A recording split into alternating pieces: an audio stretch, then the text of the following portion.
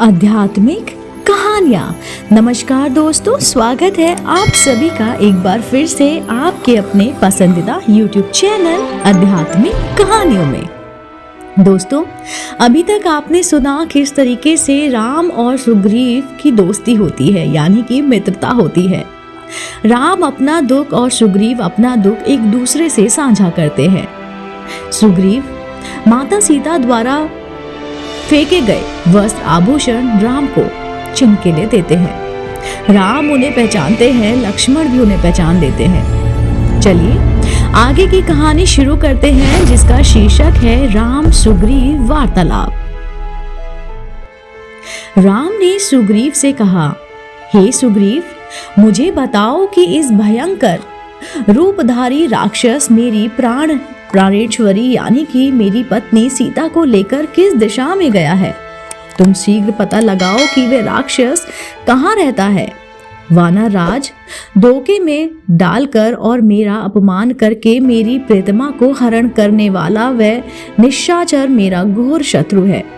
मैं आज ही उसका वध करके सीता को मुक्त कराऊंगा। राम के शोक से पीड़ित वचन सुनकर सुग्रीव ने उन्हें आश्वासन दिया, हे राम, मैं नीच कुल में उत्पन्न उन पापात्मा राक्षस की शक्ति और गुप्त स्थान से परिचित नहीं हूँ, किंतु मैं आपको विश्वास दिलाता हूँ कि मैं शीघ्र ही ऐसा यत्न करूंगा कि मिथिलेश कुमारी सीता आपको मिल जाएंगी। अंत आप धैर्य धारण करें प्रभु, इस प्रकार से व्याकुल होना व्यर्थ है। व्याकुल होने पर मनुष्य की बुद्धि गंभीर नहीं रह पाती। आपको इस प्रकार से अधीर होना शोभा भी नहीं देता। मुझे भी पत्नी की विरह का महान कष्ट प्राप्त हुआ है, तथापि मैं पत्नी के लिए निरंतर शोक नहीं करता। जब मैं वानर होकर धैर्य धारण कर सकता हूँ, तो आप तो नर हैं प्रभु, महात्मा हैं, सुनिश्चित है आप मुझसे भी अधिक धैर्य धारण कर सकते हैं। मैं आपको उपदेश नहीं दे रहा हूँ, सिर्फ मित्रता के नाते आपके हित की सलाह दे रहा हूँ। सुग्रीव की बातें सुनकर राम नेत्रों से अश्रु पोंछकर बोले, हे वानरेश, तुमने वही किया है जो एक स्नेही और हितैषी मित्र को करना चाहिए। तुम्हारा कार्य सर्वदा उचित है। सखे, तुम्हारे इस आश्वासन ने मेरी चिंता को दूर करके मुझे स्वस्थ बना दिया है। तुम जैसे स्नेही मित्र बहुत कम मिलते हैं। तुम सीता का पता लगाने में मेरी सहायता करो और मैं तुम्हारे सामने ही दुष्ट बाली का वध करूंगा। उसके विषय में तुम मुझे सारी की सारी बातें बताओ।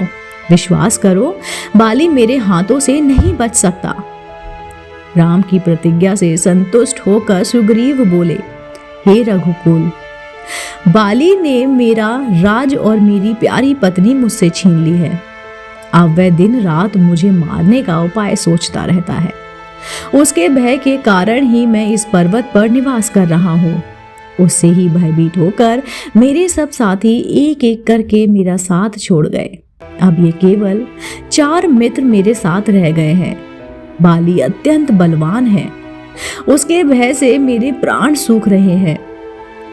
वह इतना बलवान है कि उसने दुदुभी नाभि बलिष्ठ राक्षस को देखते देखते मार डाला। जब वह साल के वृक्ष को अपनी भुजाओं में भरकर झंझोरता है, तो उसके सारे पत्ते झड़ जाते हैं। उसके असाधारण बल को देखकर मुझे शयन होता है कि आप उसे मार पाओगे। सुग्रीव की आशंका को सुनकर लक्ष्मण ने मुस्कुराते हुए कहा, हे सुग्रीव, तुम्हें इस बात का विश्वास कैसे होगा कि श्री रामचंद्र जी बाली को मार सकेंगे। यह सुनकर सुग्रीव बोला, सामने जो साल के 7 वृक्ष खड़े हैं, उन 7 को एक एक करके बाली ने विधा है। यदि राम इसमें से एक को भी वीत दे तो मुझे आशा और बढ़ जाएगी। ऐसी बात नहीं है कि मुझे राम की शक्ति पर पूर्ण विश्वास नहीं है, किंतु मैं केवल बाली से भयभीत होने के कारण ही ऐसा कह रहा हूं। सुग्रीव के ऐसा कहने पर राम ने धनुष का प्रत्यंजा चढ़ाया और बाण को छोड़ दिया, जिससे भीषण टक्कर हुई और टकराते हुए एक साथ सातों के सातों वृक्ष को और पर्वत शिखर को उन्होंने वेध डाला। राम के इस पराक्रम को देखकर सुग्रीव विस्मित रह गया और उसकी भूरी भूरी प्रशंसा करते हुए वह बोले, हे प्रभु, बाली को मारकर आप मुझे अवश्य ही निश्चित कर दें। राम ने कहा, तथास्तु।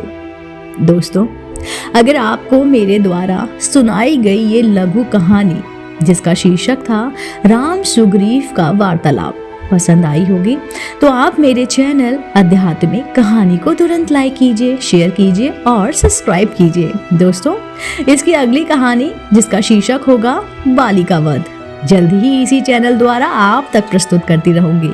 दोस्तों, अगर आप भी राम भक्त हैं तो मेरे साथ कहिए जय सिया राम, जय जय हनुमान। दोस्तों, आप देख रहे थे आपका अपना पसंदीदा YouTube चैनल आध्यात्मिक कहानियां।